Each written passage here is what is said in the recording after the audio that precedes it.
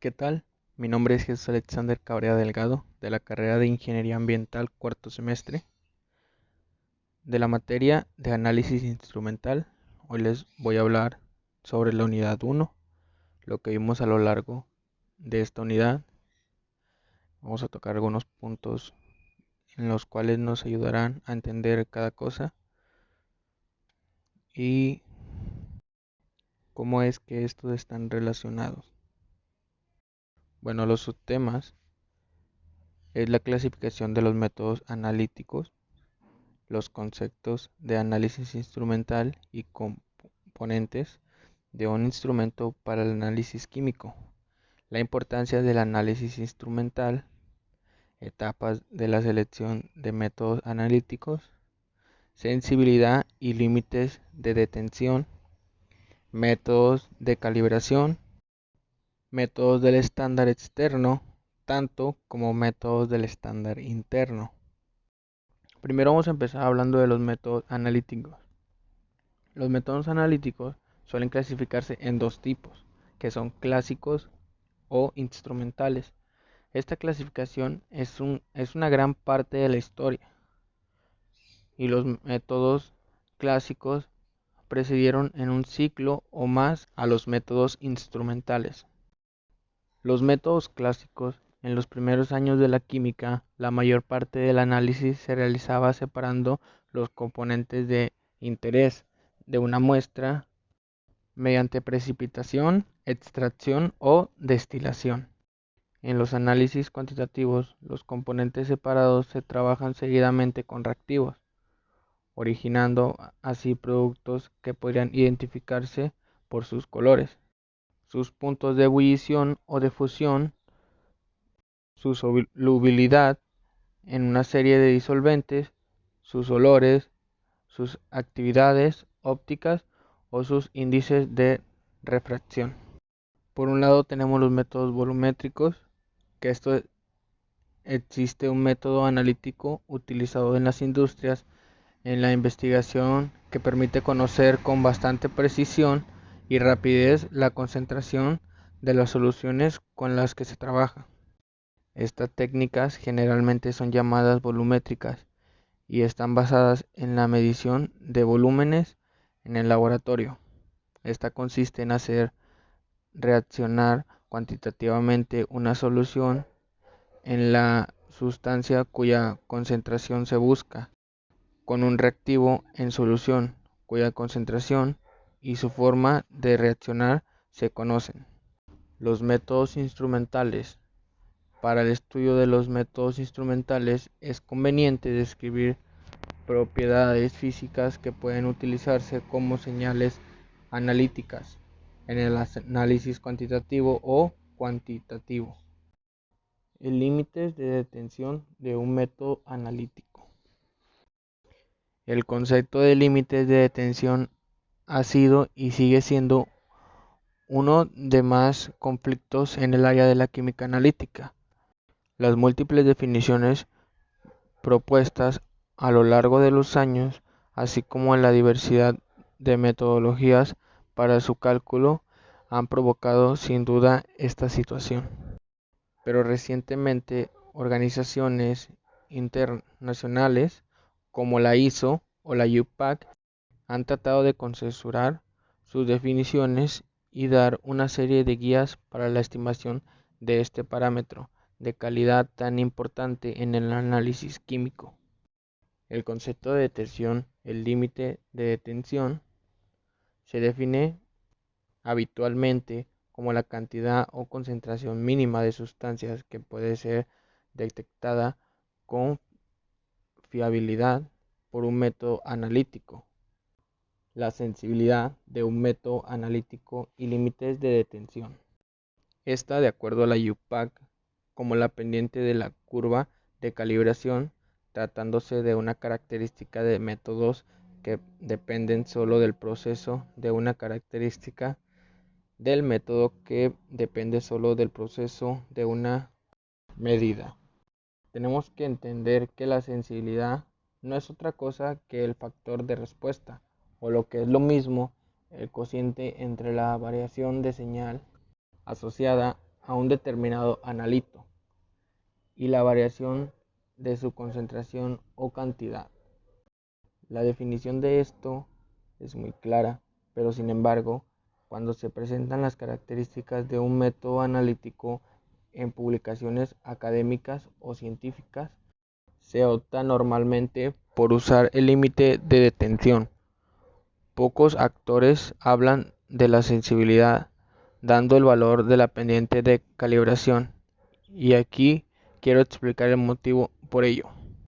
Una definición más reciente de la ISO introduce el término general concentración neta mínima detectable, neta verdadera de analito en el material sujeto al análisis que con duración, con una probabilidad, a la conclusión de que la concentración de analito en el material utilizado es mayor que la de un blanco.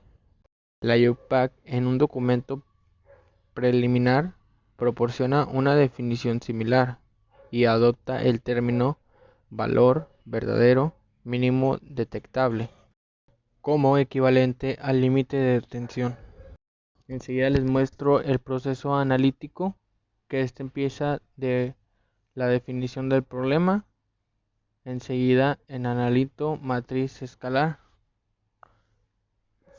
enseguida la selección del método, toma de muestra, preservación de la muestra, extracción, formación y concentración del analito, ejecución del análisis, tratamiento de los datos.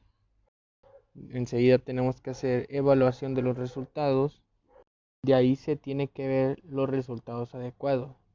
Si sí es de entregar los resultados y ya.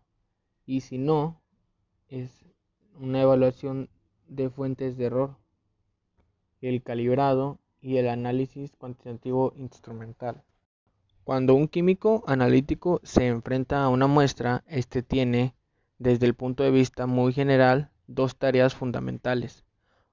Tiene que conocer la sustancia formada, parte del material, y conocer en qué cantidad aparece dicha sustancia. Centrándonos en esta última, los métodos analíticos empleados pueden ser clásicos, donde obtienen la cantidad de analito que reacciona estequiométricamente con un reactivo que se añade en la cantidad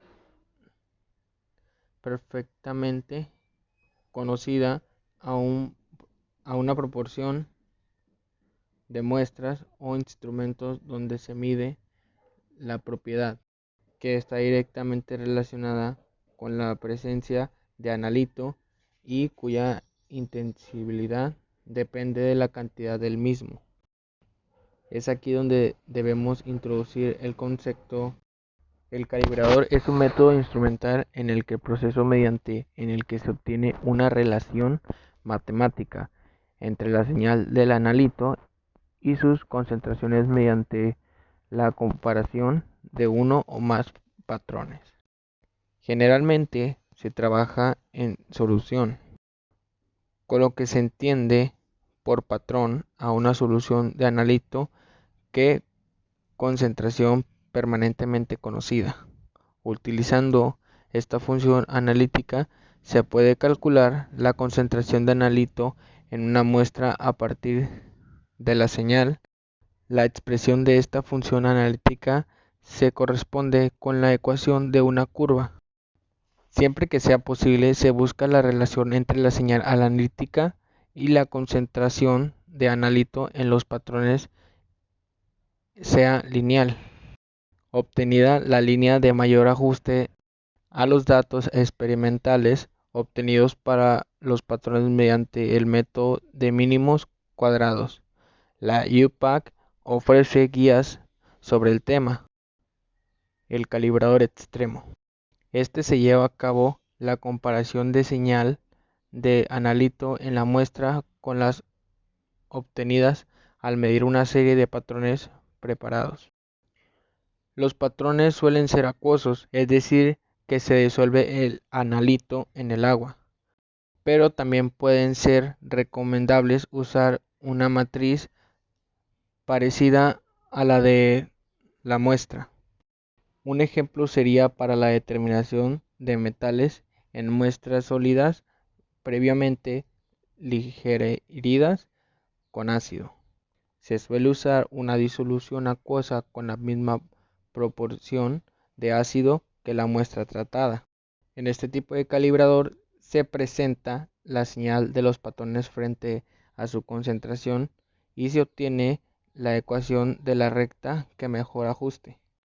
Una vez hecho esto, para calcular la concentración de analito en una muestra, se sustituye la señal medida para dicha muestra en la ecuación de la recta y se despeja la correspondiente concentración. Hay que asegurarse que el vapor de señal de la muestra se encuentre entre el mínimo y el máximo de señales de los patrones, y si no es así, tratar de diluir la muestra o los patrones según sea necesario para que se cumpla este requisito. En esta se debe comprobar la presencia de efecto matriz. En caso de existir, hace necesario el uso de métodos de acción-patrón. Calibración por acción-patrón. Esta se realiza añadiendo cantidades conocidas y crecientes de analito a distintas porciones de muestra para contribuir la curva de calibrador. Esta se representa la señal obtenida para cada proporción frente a la concentración o cantidad añadida a dicha proporción. La concentración de la muestra se obtiene como el punto de corte de la prolongación de la recta en el eje de abscisas. Matemáticamente se iguala la señal a cero y se despeja la concentración. Calibrado con patrón interno. En algunas ocasiones, debido a la forma de introducir una muestra en el sistema de medida o a un tratamiento previo de la misma, esta puede sufrir pérdidas de analito. El problema surge cuando, al repetir el mismo proceso de una u otra, pérdidas de analito son diferentes, con lo que estamos ante el problema de la repetibilidad del método. Métodos de calibración. El calibrado de un método instrumental es el proceso mediante en el que se obtiene una relación matemática. A esta se le llama función analítica entre la señal del analito y su concentración mediante la comparación de uno o más patrones. Métodos de estándar externo tanto como interno. El estándar externo se contribuye una curva de calibración con patrones o estándares de concentración conocidos. Se cuantifica la concentración de analito en la muestra por comparación de la señal obtenida con la de los estándares, mientras que en el estándar interno se utiliza como estándar una sustancia distinta del analito y de frente al método analito utilizado genera señales que pueden ser relacionadas con la concentración y posteriormente referidas al analito en cuestión. Complementando la información adquirida, estas son algunas de las ventajas y las desventajas del método analítico. Aquí podremos determinar cuáles son algunas de las ventajas que nos da este método, pero también veremos cuáles son las desventajas y podremos comparar si nos sirve de la forma adecuada o no. Y bueno, esto es todo de mi parte, espero lo haya hecho bien y muchísimas gracias por prestar atención y gracias por todo.